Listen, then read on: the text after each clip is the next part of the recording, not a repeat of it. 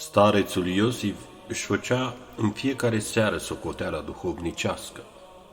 Așa cum negustorul la sfârșitul fiecărei zile își numără câștigul și pagubele și hotărăște cum să acționeze a doua zi, tot astfel făcea și el. Cerceta cum a petrecut ziua, în ce anume a greșit, care patimă s-a mișcat, care slăbiciune mai via întru el și ce gânduri au trecut prin minte. Unde mă împotmolesc? În nepăsare. Unde altundeva? Nu știu să-mi păzesc limba. Și îndată acolo unde vedea că a greșit, cerea iertare de la Dumnezeu și se hotăra să se îndrepte și să se lupte cu fiecare patimă a doua zi. În toată viața sa nu a făcut nimic altceva decât să-și cerceteze conștiința, să-i ceară sfatul și să o asculte. Și astfel, încet, încet, s-a izbăvit cu desăvârșire de patimi, ajungând la măsura de a nu fi mustrat deloc de conștiință. De aici îndrăznirea în rugăciune, de aici siguranța mântuirii. După ce își împlinea îndatoririle sale duhovnicești, dormea foarte puțin pentru a-și odihni mult pătimitorul său trup. Apoi se scula și își începea lucrul său de mână, rostind neîncetat rugăciunea cu mintea sau cu gura, așa cum învață înțelepții părinți. Lucrează, trupule, ca să te hrănești, iar tu, suflete, priveghează ca să te mântuiești, rostea rugăciunea neîncetat, căci altceva în afară de aceasta starețul nu știa. Însă în duminii și sărbători nu lucra, ci citea viețile sfinților și din multa umilință plângea neîncetat. Starețul ne ținea mereu în trezvie și de aceea nu cunoșteam ce înseamnă trândăvia sau somnul în timpul privegherii. Acestea erau ceva străin pentru obștea noastră. Ne-a făcut puternici, oțeliți, atât prin pedagogia pe care a aplicat-o, cât și prin pilda sa de neclintit. Tipicul nostru era să priveghem toată noaptea. Fie că puteam să dormim după amiază, fie că nu puteam din pricina vreunei ispite sau al altui motiv, trebuia să ne facem privegherea. Nu puteam să spunem am obosit, să mă odihnesc puțin astăzi, pentru că am cărat atâta greutate și sunt istovit. Starețul nu ne îngăduia cu niciun chip să ne schimbăm cât de puțin programul. Oricât de obosiți am fi fost din timpul zilei, privegherea trebuia să se facă în mod normal. Chiar și atunci când ne apăsa în chip tiranic somnul, starețul era de neînduplecat. Trebuie să-ți faci privegherea, spunea el. Niciun pogorământ nu există în privința aceasta. Și ca și cum nu ar fi ajuns toate acestea, mai era pe deasupra și purtarea aspră a starețului. În programul nostru nu exista nicio neorânduială, adică nimeni nu putea să se scoale sau să se liniștească oricând voia. Dacă cineva nu rezistă, să meargă în altă parte, spunea starețul adeseori. Fie țineai programul, fie nu mai rămâneai în obște, adică fie plecai singur, fie te alunga starețul. Dacă rămâneai în obște, era știut că trebuia să te nevoiești la priveghere.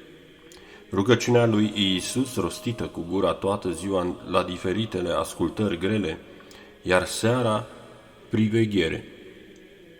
Aveam însă lipsă de griji, simplitate și bucurie. Ne simțeam atât de bine, ce vremuri binecuvântate, pline de slavoslovirea lui Dumnezeu și de daruri dumnezeiești. Starețul ne învăța că monahul care nu priveghează și care nu dobândește rugăciunea minții nu poate fi numit monah. Monahul fără priveghere, fără rugăciunea minții și fără acrivie în ascultare, este străin de harul deosebit dăruit petrecerii monahale. Starețul Iosif, acest filozof și cunoscător al epocii contemporane, știa foarte bine ce înseamnă privegherea pentru Dumnezeu.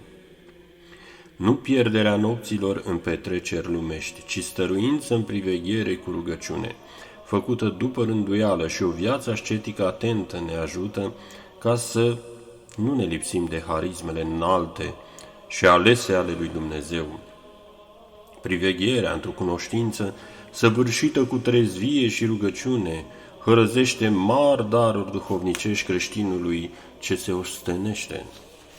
Privegherea cere multă osteneală. Pentru aceasta, cel care priveghează se luptă nu numai cu somnul tiranic, ci și cu demonii, care nu vor mântuirea noastră și care vin ca să strice lucrarea noastră niptică, răscolind patimile și mai ales aducând minții răspândire. Monahul se ostenește dormind puțin, făcând metanii și aducându-și mintea din răspândire, pentru ca în felul acesta să ajungă la unirea sa cu Dumnezeu.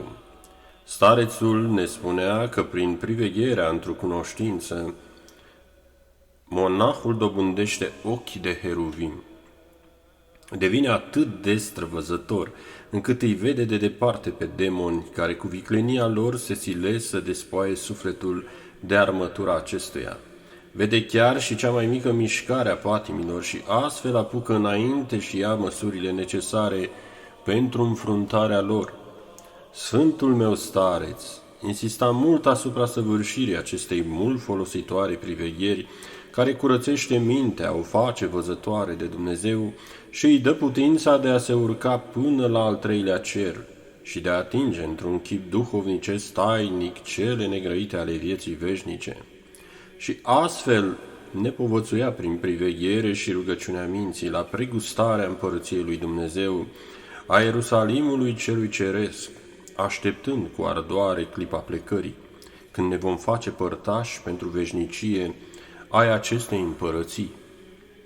Uneori Dumnezeu ne trimitea binecuvântarea sa și atunci ne dădeam seama într-o mică măsură de înălțimea duhovnicească la care Dumnezeu îl urcase pe stareț.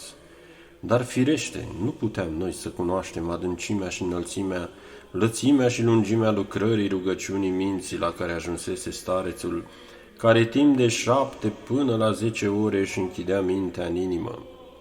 Cu o astfel de pildă înflăcărată ne aprindea și nouă râvna, de aceea ne sileam să ne sculăm cu multă râvnă, să luăm metania și să începem binecuvântata rugăciune, cugetând în același timp la cele dumnezești cu multă smerenie și simplitate a inimii, astfel încât harul lui Dumnezeu să preschimbe lăuntric pe cel ce priveghează și să dea simțire în rugăciunea și cugetarea sa.